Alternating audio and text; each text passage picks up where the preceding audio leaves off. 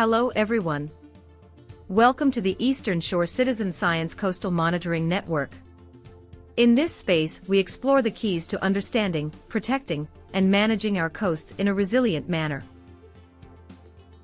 This chapter is the fourth part of a 9-episode series dedicated to a fascinating topic, coastal granulometry. Beaches are dynamic environments that are constantly changing.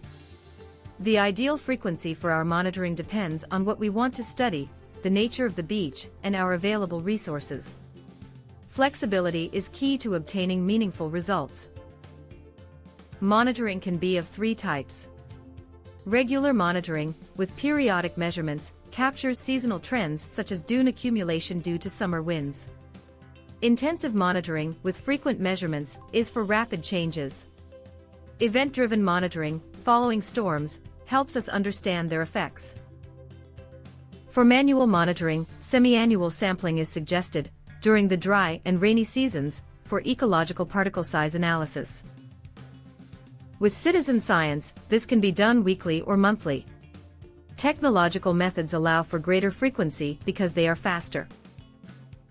And remote sensing observations offer daily or weekly monitoring, depending on the frequency of satellite overpasses. Granulometric data processing benefits from a variety of tools, from spreadsheet software like Excel to specialized programs and geographic information systems. The choice of tool depends on the task at hand. Programs like Excel are used for initial data entry, basic calculations, and preliminary graphical representations.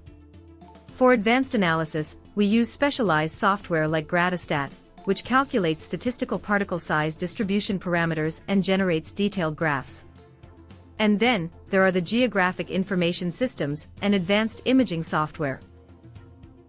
With programs like QGIS or ArcGIS, we visualize data on maps and can also represent sediment transport vectors.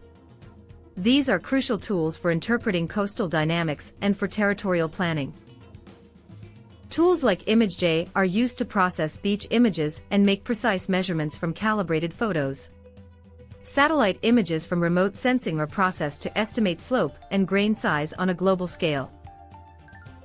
Thank you for joining us in this episode, and remember to check on the other parts of the series. This video was generated with AI and is part of the project Enhancing Climate Action of citizen scientists on the eastern shore of Nova Scotia to support multi-level risk governance, funded by the MEOPAR Knowledge Mobilization Fund.